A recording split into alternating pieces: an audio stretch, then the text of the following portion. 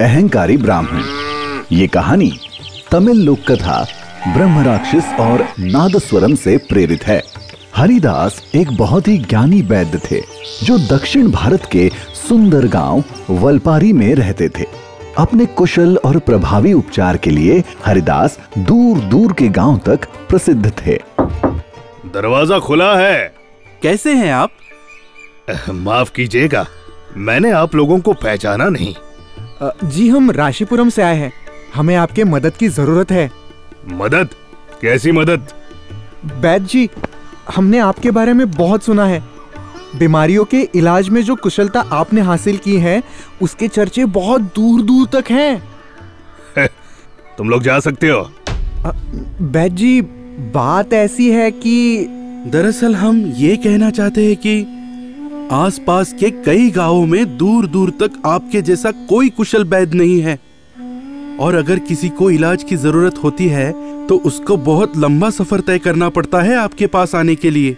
जी, तो हम ये सोच रहे थे कि अगर आप हमें अपने साथ रखकर इलाज करना सिखा दे तो आपकी बड़ी कृपा होगी हम गांव वालों पर। क्या तुम चाहते हो कि मैं अपने इलाज के तरीके दूसरों को दे दूं? मैं ऐसा कभी नहीं करूंगा। मेरा सारा ज्ञान और कौशल सिर्फ मेरा है, और वैसे भी जिसको जरूरत होगी मेरी, वो मेरे पास आएगा। अब यहाँ खड़े खड़े देख क्या रहे हो? चले जाओ यहाँ से। कितना घमंडी है ये वैद्य। हाँ, तुम सही कह रहे हो।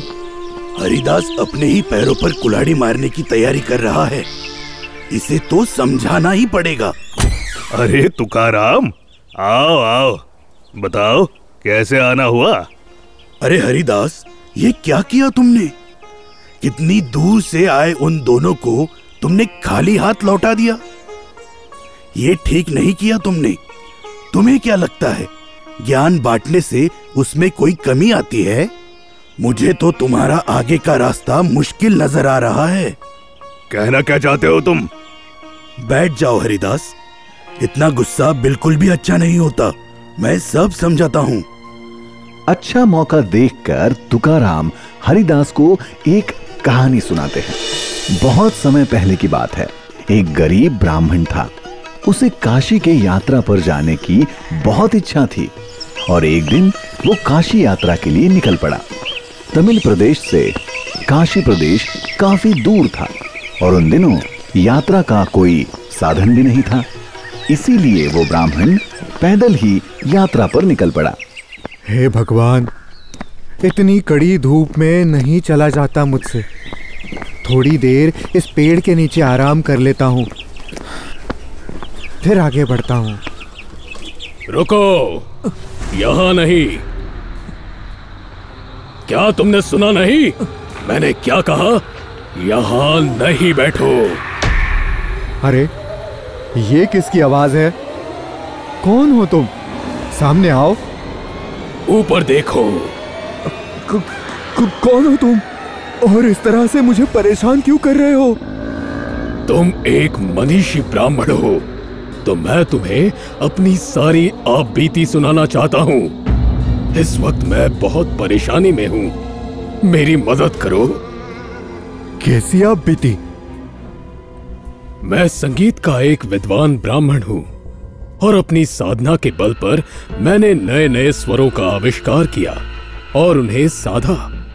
लेकिन इस संगीत ज्ञान को मैंने समाज से नहीं बांटा और उसका नतीजा ये हुआ कि मुझे ब्रह्म राक्षस की योनि मिल गई, और तब से मैं यही इसी पेड़ पर कैद हूँ।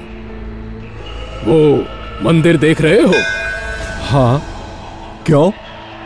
उस मंदिर से सुबह शाम नाद स्वर के स्वर आते हैं और उस नाद स्वरम बजाने वाले को उसका पूरा ज्ञान नहीं है। जब वो गलत तरीके से नाद स्वरम बजाता है तो उसके वो स्वर किसी तीर की तरह मेरे शरीर को भेदते हैं। उसके स्वर को सुन के मुझे बहुत दर्द होता है। बहुत दिनों से मैं इंतजार कर रहा था कि कोई ब्राह्मण आए तो मैं उसकी मदद ले सकूं। मदद? लेकिन मैं तुम्हारी कैसे मदद कर सकता हूँ? तुम मुझ पर दया करो और मुझे इस मंदिर से इतना दूर ले चलो कि मेरे कान इस नाद स्वरम के स्वरों से मुक्त हो सके और मुझे इस दर्द से छुटकारा मिल सके। मदद तो मैं कर दूंगा, लेकिन इसके बदले में मुझे क्या मिलेगा? बदले में मैं तुम्हें धन दिलाने में मदद करूंगा। लेकिन ये होगा कैसे? यहां से दूर एक मैसूर राज्य है। मैं उस राज्य की राजकुमारी के शरीर में प्रवेश कर लूंगा। फिर राजा इलाज के लिए परेशान होगा और तुम इलाज के लिए वहां पहुंच जाना। जैसे ही तुम मेरे सामने आओगे, मैं तुम्हें देखकर राजकुमारी के शरीर को छोड़ दूंगा। इससे राजकुमारी ठीक हो जाएंगी, फिर राजा खुश हो जाएगा और तुम्हें खूब धन देगा। क्या ऐसा सच में हो सकता है? हाँ, बिल्कुल हो सकता है, लेकिन मेरी एक शर्त है। अगर उसके बाद मैं किसी और इंसान के शरीर में प्रवेश करूंगा, तो उसके बारे में पता चलने पर भी तुम मेरे सामने नहीं आओगे, नहीं तो मैं तुम्हारे सर के टुकड़े टुकड़े कर दूंगा। बोलो, मंजूर है? हाँ, मंजूर है। चलो, मैं तुम्हें यहां से कहीं दूर ले चलता हूं।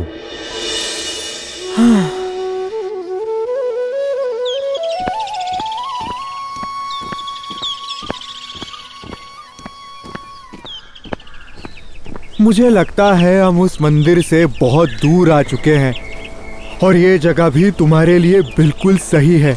अब तुम यहीं ठहर जाओ और मैं अपनी काशी यात्रा के लिए आगे बढ़ता हूँ। तुम्हारा बहुत बहुत धन्यवाद मेरे दोस्त। तुमने मुझे बहुत बड़े मुसीबत से बचाया है। और हाँ, मैं वादा करता हूँ कि मैं अपना वादा जरूर निभाऊंगा।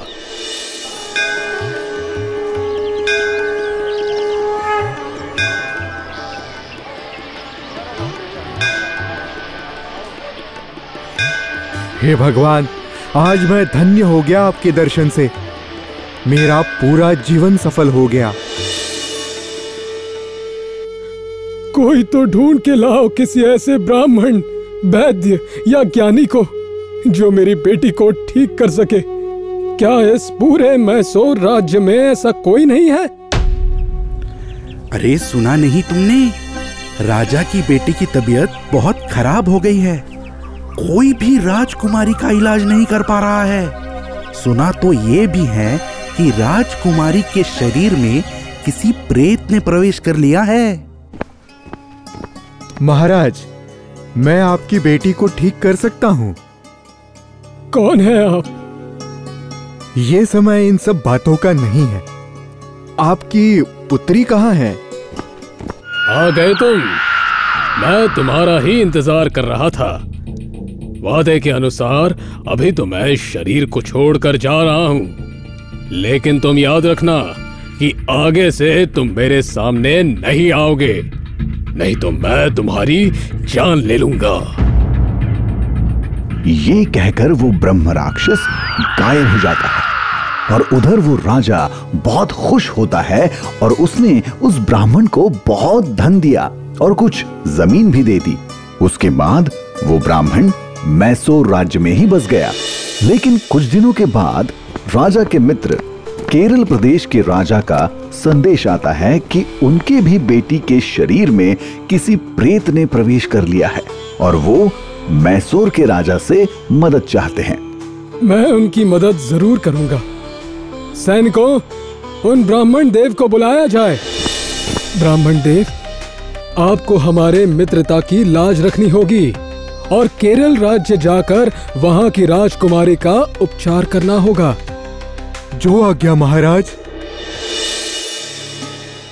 महाराज, मुझे राजकुमारी के कमरे का रास्ता बताएं और मुझे अकेले छोड़ दीजिए। मैंने तुमसे कहा था ना कि मेरे पीछे मत आना। अब तुम्हें मरना होगा। अब कोई नहीं बचा सकता तुम्हें।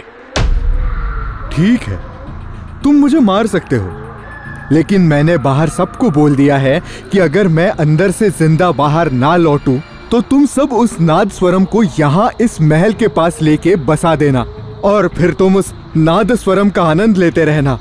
नहीं नहीं, ऐसा मत करो। मैं राक्षस योनि में हूँ। मैं तो आत्महत्या भी नहीं कर सकता। और वो नादस्वरम वाला अपने बेताल सुरों से मेरे शरीर को छलनी छलनी कर देगा। मैं हाथ जोड़ता हूँ, ऐसा मत करो।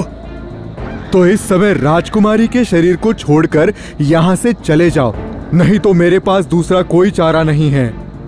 ठीक है, मैं जाता हूँ। इधर केरल राज्य के राजा भी बहुत खुश हुए और उन्होंने भी उस ब्राह्मण को खूब धन दिया। ब्राह्मण सारे धन को बैलगाड़ियों में भरकर मैसूर लौट जाता है। तो देखा हरिदास, कैसे उस संगीत के विद्वान को उसका ज्ञान ना बांटने से उस ब्राह्मण को राक्षस योनि मिली, और तुम भी उसी मार्ग पर चल रहे हो। तो जरा सोच समझ कर चलो, देखना कहीं तुम्हें भी कोई राक्षस योनि ना मिल जाए। और इस तरह से हरिदास को अपने वर्ताव पे पछतावा होता है और उसी समय से हरिदास ये प्रण लेता है कि वो आज से अपने ज्ञान के प्रकाश को पूरे समाज से बांटेगा। और उधर तुकाराम चैन की सांस लेते हैं।